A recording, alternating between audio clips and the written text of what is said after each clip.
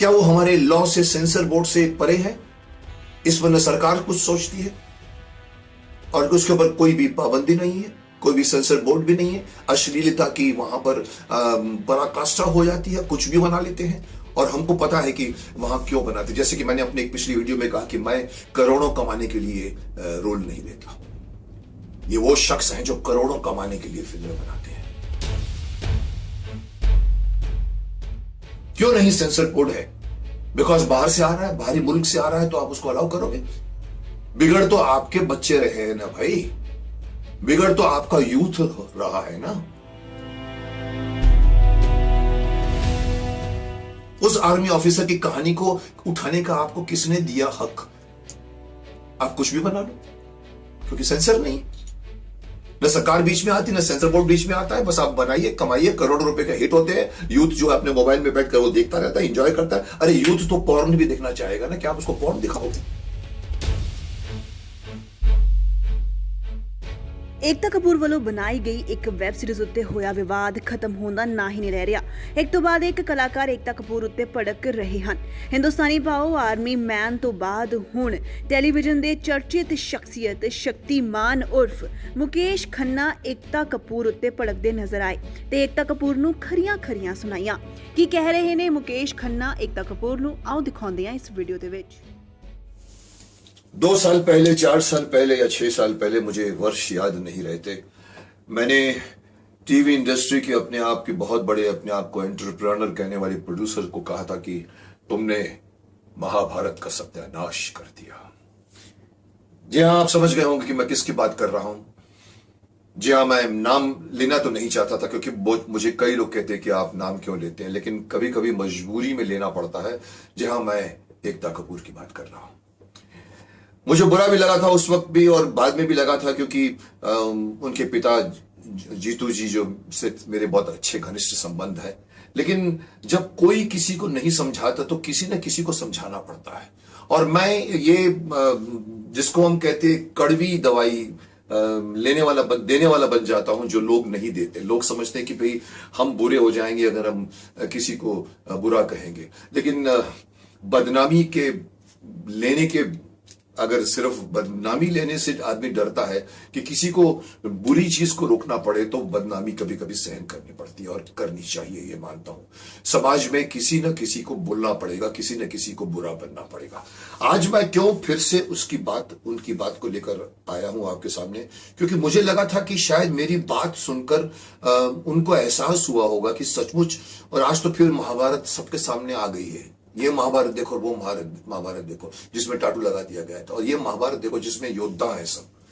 तो शायद मुझे लगा था कि मेरे बोलने का कुछ असर पड़ा होगा, लेकिन नहीं पड़ा। फिर से 4 महाभारतें बनी, फिर से वही हो रहा है, फिर से सब कुछ टीवी इंडस्ट्री में कहो या ग्लैमर इंडस्ट्री में जो कुछ भी बन रहा है वो बहुत बहुत बहुत ही ऑब्जेक्शनेबल है। अभी जो मैं बात लाना चाहता हूं, क्योंकि मैंने एक वीडियो देखी जिसमें एक army officer, national cadet corps का, आई थिंक उनका नाम संदीप है, बहुत ही कड़े शब्दों में उसने एकता का विरोध किया। क्योंकि एक ऐसी फिल्म एक बना दी है हमारे डिफेंस फोर्स को लेकर, आर्मी को लेकर, जो सबसे रिस्पेक्टेबल पोजीशन पर है। वो आर्मी जो काम करती है, तो आप इस तरह के घर में आराम से बैठकर इस तरह की सीरियलें बनाते हो, उस आर्मी को आप एक बुरी लाइट में पेश कर रहे हो। मुझे बताया गया, मैंने देखी नहीं थी, लेकिन मुझे सब चीजें डिटेल मालूम पड़ी, और उन्होंने जो इतनी तलखी से जो सिर्फ एकता को ही नहीं कहा, पूरी इंडस्ट्री को कहा है, और बहुत सही कहा है। मैं उनके साथ हूं। उन्होंने कहा कि सब चुप है। जैसे मैंने कहा कि बोलना पड़ता, लेकिन सब चुप है, सारे के सारे जितने भी जो बड़े बड़े मेकर्स चुप हैं, बड़े बड़े मीडिया चुप है, सरकार चुप है, और एक शख्स, एक मेकर हमारे आर्मी के ड्रेस की तौहीन करता है, हमारे कभी कभी नेशनल एंथम की तौहीन करता है, और हम कुछ नहीं बोलते। बहुत कड़े शब्दों में उन्होंने कहा कि हमें शर्म आनी चाहिए। यस, शर्म आनी चाहिए। अगर कोई आदमी अगर ऐसी फिल्म बनाता है जिसमें आर्मी को बैड लाइट में दिखाया जाता है, तो हर आदमी का खून खौल जाना चाहिए। और इन्होंने जो आर्मी ऑफिसर ने जो बड़े बड़े कड़े शब्दों में उसकी निंदा की है कि हम क्यों नहीं बोलते, हम कैसे अलाउ करते हैं। मुझे भी ये सालों से इस बात का ऑब्जेक्शन है कि टीवी तो टीवी था, ठीक है, उसके बाद में आपके पास में आ गया मोबाइल, उसके बाद में आपके पास में ओटीटी प्लेटफॉर्म आ गया, नेटफ्लिक्स आ गया, अमेजॉन आ गया, और इतने छोटे छोटे ओटीटी प्लेटफॉर्म बन गए जिसपे कुछ भी बना दिया जाता है। क्या वो हमारे लॉ से, सेंसर बोर्ड से परे है? इस पर न सरकार कुछ सोचती है और उसके ऊपर कोई भी पाबंदी नहीं है, कोई भी सेंसर बोर्ड भी नहीं है। अश्लीलता की वहां पर पराकाष्ठा हो जाती है, कुछ भी बना लेते हैं और हमको पता है कि वहां क्यों बनाते। जैसे कि मैंने अपने एक पिछली वीडियो में कहा कि मैं करोड़ों कमाने के लिए रोल नहीं लेता। ये वो शख्स हैं जो करोड़ों कमाने के लिए फिल्में बनाते हैं। आप कैमरे दिखाओगे तो पता है कि यूथ भाग कर आएगी देखने के लिए, लेकिन क्यों बनाएंगे आप कैमरे? क्यों इजाजत दी जाएगी आपको कैमरे दिखाने की, अश्लीलता दिखाने की, नग्नता दिखाने की, ऐसे ऐसे चीज दिखाने जो हमारी संस्कृति से मेल नहीं खाते। ऐसे ऐसे प्रोग्राम्स ओटीटी पर बन रहे हैं जिस पर कोई पाबंदी नहीं है। और ये जो प्रोग्राम जिसके बारे में बहुत बड़े लेवल पर विरोध हो रहा है, मैं समझता हूं एक हिंदुस्तानी भाव है, उसने भी इसका विरोध किया है, लोग विरोध कर रहे हैं, मैं भी उसका विरोध करना चाहूंगा कि कौन देता है आपको इसकी इजाजत कि आप एक हिम्मत अपनी इतनी बड़ी, आप एक दादागिरी बता रहे हैं कि एक आर्मी ऑफिसर की लाइफ के बारे में बता रहे हैं कि उसकी जो पत्नी है वो बॉयफ्रेंड के साथ भी जब उसका पति अवे है अफेयर करता है। ये दिखाने की हिम्मत किसने आपको दी है? जैसे मैंने कहा था कि किसने आपको हिम्मत दी है कि आप व्यास मुनि की बनाई हुई महाभारत को आप तोड़ फाड़ करें, चीर फाड़ करें, मॉडर्न बनाने की कोशिश करें? किसने आपको हक दिया? उस वक्त भी मैंने कहा था कि अगर और किसी धर्म, किसी और संप्रदाय में करके बताओ तो तलवारें निकल आएंगी, तलवारें। आज क्यों नहीं तलवारें निकलती जब हमारी संस्कृति पर हमला हो रहा है? हमारे देश की मिलिट्री पर बदनामी, मिलिट्री को बुरी लाइट में दिखाया जा रहा है। क्यों नहीं कोई रोकता ऐसे मेकर को? रोकना तो छोड़िए साहब, पद्मश्री तक दी जाती है। पद्मश्री देने का मतलब अभी निकलता है कि पद्मश्री ऐसे लोगों को मिलते हैं जिनकी पहचान होती है। ये एक गलत मैसेज आप पूरे हिंदुस्तान भर में दे रहे हैं कि ये जो अवार्ड्स मिलते हैं वो सिर्फ पहचान से मिलते हैं। ऐसे लोगों को आप पद्मश्री दे देते हो जो अश्लीलता के नाम पर फिल्में बनाते हैं। सीरियल तक तो मैंने कहा था कि सास भी कभी टाइप की सीरियल बनाकर हमारे देश की औरतों को बुरी लाइट में दिखा रहे हैं। ऐसी औरतें नहीं होती हमारे देश में, वो तो छूट गया पीछे। आज तो आप ऐसी ऐसी फिल्में बना रहे हैं, पॉर्न स्टार को लेकर आप फिल्में बनाते हैं।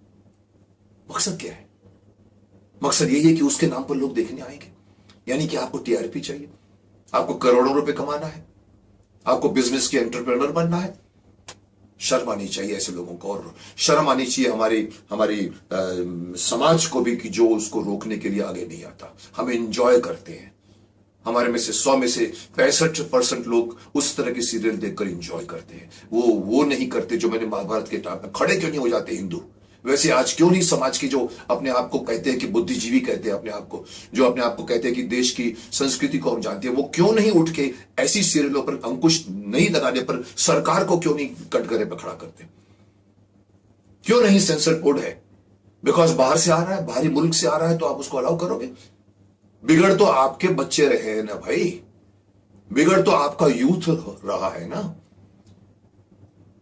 मैं कड़े शब्दों में इसका विरोध करता हूं कि अगर इस तरह की फिल्म बनी है जो हमारे आर्मी को, हमारे आर्मी की ड्रेस को अगर बुरे तरह से दिखाया, उसका अपमान किया है, तो ऐसे अपमान करने वालों को बहुत सही कहा उस आर्मी ऑफिसर ने, कटघरे के पीछे होना चाहिए।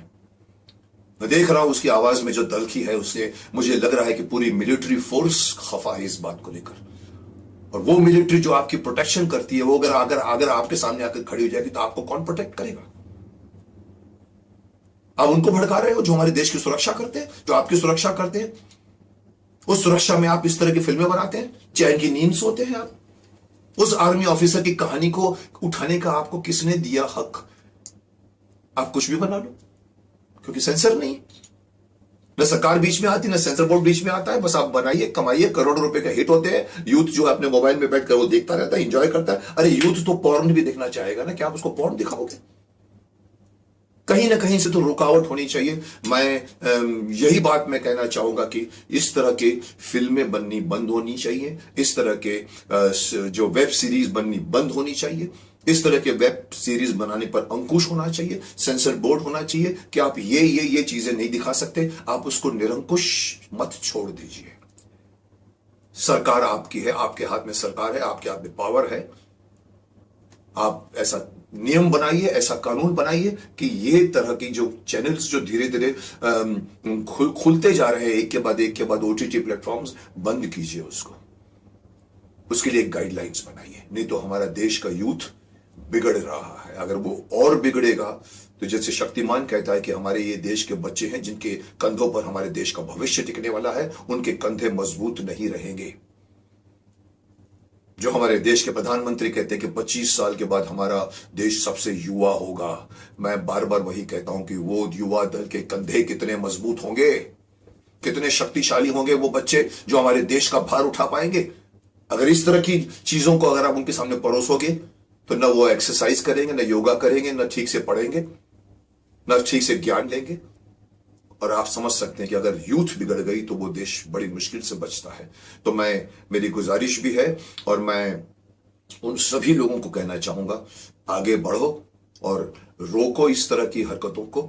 एक तरह का एक प्लेटफॉर्म बनाओ जिससे हम ये जो हमारी अपने आप को एंटरप्रेन्योर करने वाली एकता कपूर है, उसको इस तरह की सीरियल बनाने से रोका जाए, और रोका जाए तो रोका जाए, और भी कोई हिम्मत नहीं करे ऐसी सिचुएशन क्रिएट की जाए। मैं शक्तिमान की शक्ति भी उन सभी को देना चाहूंगा कि आप बढ़िए और इस तरह के जो एक पतन का रास्ता खोल दिया है इन लोगों ने, उसको बंद किया जाए ताकि हमारे देश के बच्चे सुरक्षित रहें और हमारा देश रियल मायने में सुपर पावर बनकर उभरे।